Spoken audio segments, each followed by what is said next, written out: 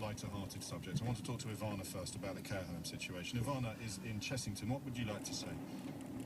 Well, you just made me laugh about this. It's quite difficult to be serious about this, but yeah. Light and shade, light and shade. Yeah. So, just quickly in brief, I'll tell you what happened. Personally, I've worked in care homes. I've worked in very good care homes as a support worker years and years ago. Also, I had the misfortune of working in a very bad one where I had to leave within a few hours of starting work because the staff was so appalling. I registered a complaint about them. But the thing that I wanted to talk to you about, it's not what some people may consider a really serious story, but for me, it was very personal. I assisted a family in getting their elderly relative into a care home that was very good. And we knew it was good. And I don't know whether anyone's covered the differences between a nursing home and a care home, because they're two very different things. But this was a care home. And we got her into there. She had advancing dementia. She was a very pleasant lady, but she was very confused. Soon after her getting in, the management changed, and I think that was the key. And I was the only person that was visiting her unannounced, because I like to do that when someone's in a home like that, because it catches people on the hop. And you don't want to think the worst, but you do. You can't help it. You think, oh, I'll just have a little check just to make sure she's okay and everything's in place as it should be. I went in there one day and I found her sitting in her chair in very dirty clothes. Her hands were very soiled with her own pieces. Her bathroom was also soiled.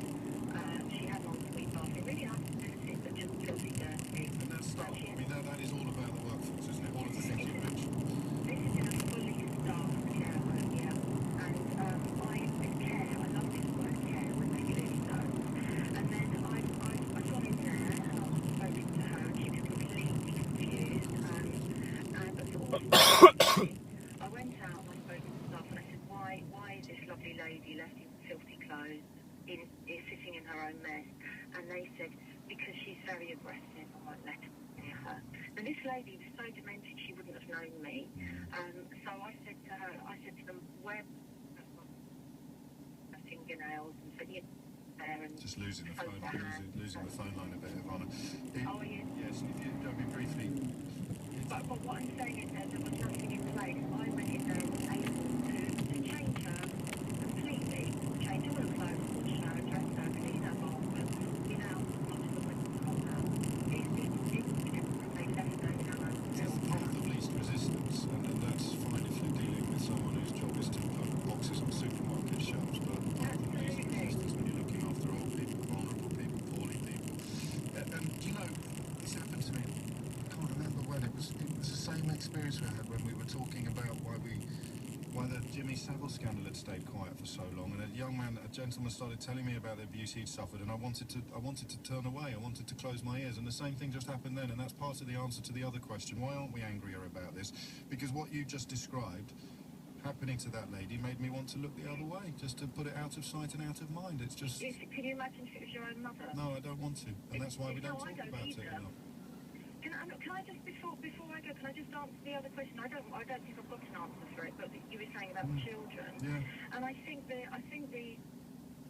difference is, in elderly care, or dementia especially, it's very difficult to evidence because there's no witness, unless someone else has come in and witnessed it and is willing to whistleblow.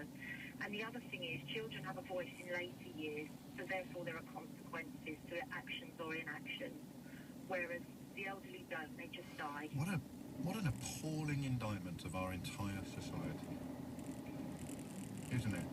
And yet, you can put your money where your mouth is. I haven't, so I can say that comfortably from the comfort of a radio studio. What are you going to do about it? Well, I suppose keep talking. It's 11:38, LBC 97.3. Let's move slightly. I hope Rena in South Croydon, who believes she might be able to provide the rest of us with an insight into the minds of all these teenage girls outside my office window. It makes it sound like they're here for me. They're not. They're here for One Direction. Rena, do you understand them? I totally understand. And the reason I called it is because you mentioned the names that made my own stomach sort of like churn and butterfly and kind of go flutter. You mentioned no. You mentioned Aha, and I was one of those girls. In fact, God, I probably still would be, but they split up, so sadly I can't be. I totally get it. But they'd be feeling just a complete elation, euphoria, and I think somewhere deep within, the hope that it might be one of them who ends up with them. Is that really part of it, do you I think? thought so. I thought I was going to marry Morton Harket, and when he got married, So did I was absolutely devastated. I don't remember him actually getting married in real life. He did, and he subsequently got divorced. But he thought I know way too much about them already. But how old were you at this point? How old were you? I think I started becoming a fan as soon as Take On Me came out, and it went, and I even went to their farewell concert that they had a couple of years ago when they At the Roundhouse. I think it was the O2. I can't remember. I'd just given birth, but I still went. But the thing is, it's kind of an age-old sort of perennial thing, because, you know, before any of these, before even Wham, you had sort of the groupies of the days of yore, and I'm sure there are stories. No, but groupies are a very different phenomenon but they from ended up marrying some did, yes, and I like that.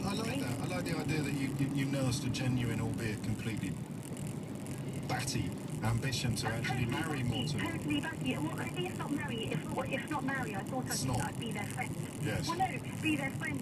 Because now why? What, just because they were cute, or because what this film, which will meet the director in 5 minutes, the fans feel that the songs speak to them. You don't really get that from The Sun Always Shines on TV.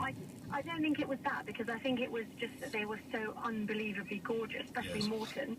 And I think in later years I began to appreciate their actual music probably more than I did when I was 11. But at the age of 11, you just think, oh my God, wow, he's just so cute. And then obviously they had a certain sense of style, which I don't think boy bands today have. But they had all those leather bracelets. I used to wear those. Things. Yeah, so did I. I've still got mine. Have you really? That's sad.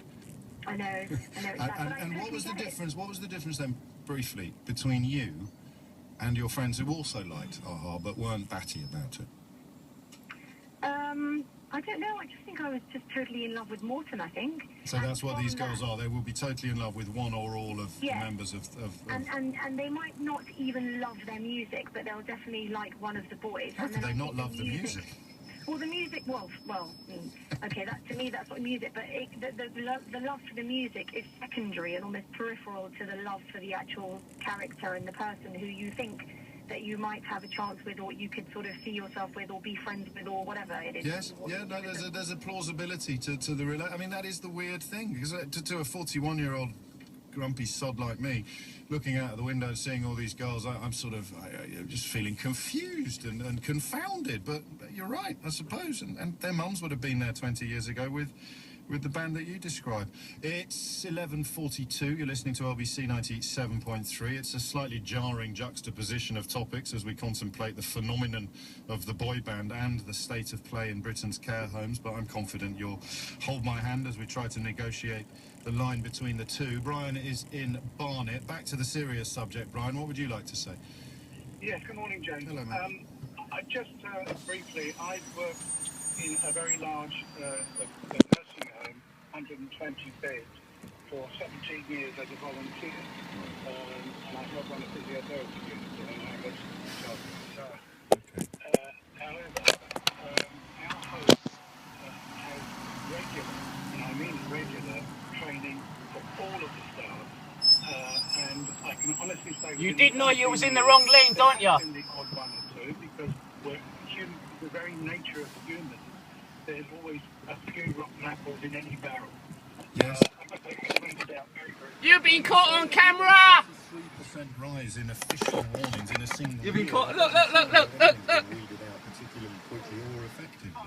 I understand that, but I mean, if you use the example of the NHS, which people often use, it's, I think, the second or third largest employer in the world, and usually the media focus on the things that go wrong, not the things that go right. So if you use it as a percentage, more goes right than wrong. Yeah, no, I guess you have statistics and sense on your side, but of course when emotion comes into play, as it inevitably does in a story about vulnerable people... Sharon! Even more so when we posit the notion that those vulnerable people might be our parents or grandparents, then emotion will always trump reason. But Brian, I'm grateful to you for providing a little bit of reason in the context of this conversation. Do you know, I was going to talk to you yesterday. I tweeted that I was, about why you shouldn't wear flip-flops. My flip-flops were so dangerous.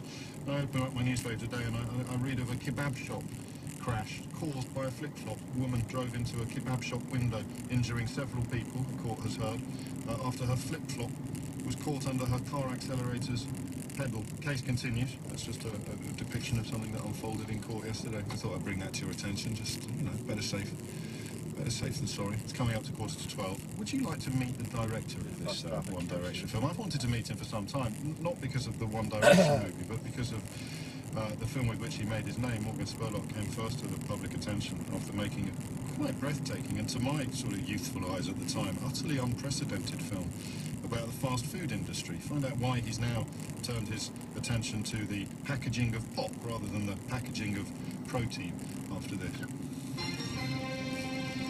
Andy McCall is in the LBC 97.3 Travel Centre. And the problems continue, James, in the North Circular Gunnersbury. The North Circular closed going north at Gunnersbury Lane with an accident. You can see in the cameras still plenty of activity going on there. The queue's pretty bad now back towards the bottom of the North Circular at Chiswick, and the M4 coming off the M4 is starting to suffer as well as a knock-on effect.